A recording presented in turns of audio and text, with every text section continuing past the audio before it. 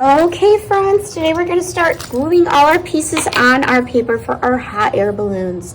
On your clown paper, we're first going to pick out the rectangle we want, and that's the basket that our little tiger is going to be in. So I'm going to use my glue stick and I'm going to take the cap off, and sometimes you need to twist and pull at the same time. So I'm going to twist and pull.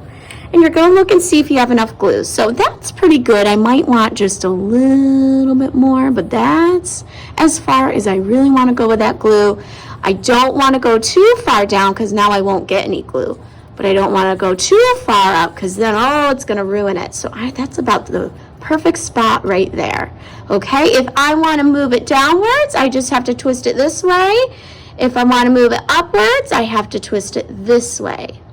Okay, so with your glue stick, you want to be kind of quick with it because it does dry fast. And we're going to do just a little circle in the middle. Don't push too hard. Flip it over, and we're going to line the bottom of this right near the bottom, almost touching the edge near the middle of our paper, and we're going to rub. So we're giving that paper a nice massage, and that's good. The heat from our hand is going to help that glue stick. Now what we're going to do is add our cute, look how cute he is, tiger. And I printed these out already for you, friends, so we are good to go. We're going to be very careful. Notice how I'm using, my paper almost like a placemat. Now, and you might also notice I don't need to add glue to every edge. All I have to do is get a little bit enough in the middle. I'm going to flip that over. I'm going to line his shoulders so that they're touching the very top of that rectangle, so it looks like he's inside the basket. Otherwise it looks like he's floating above it and missing his body. So see how I did that? I made it lined up right against the top.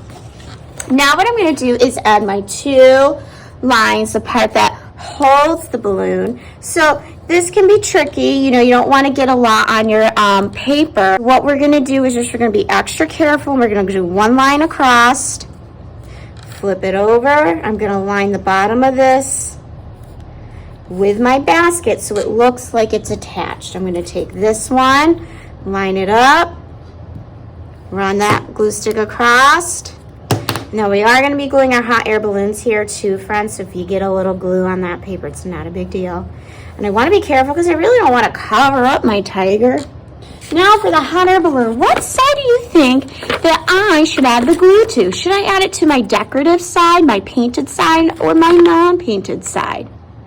Right, you only add the glue to the non-painted side, and this is a big shape. So we're going to do what I call touch and tickle. You're tickling the paper, you're working in circles. We do not need to get right on the edges. I'm not going to see how fast I was, friends, because this will start to dry on you if you take too long. I'm going to flip it over. And I might have to go a little bit on top of those black lines because, look, my balloon's going off the paper. So I'm going to bring it down until I have it where I want it. And when you are having a shape go on top of another shape, just like we did, so we have our balloon going on top of the lines here, that's called overlapping, when one shape goes on top of another.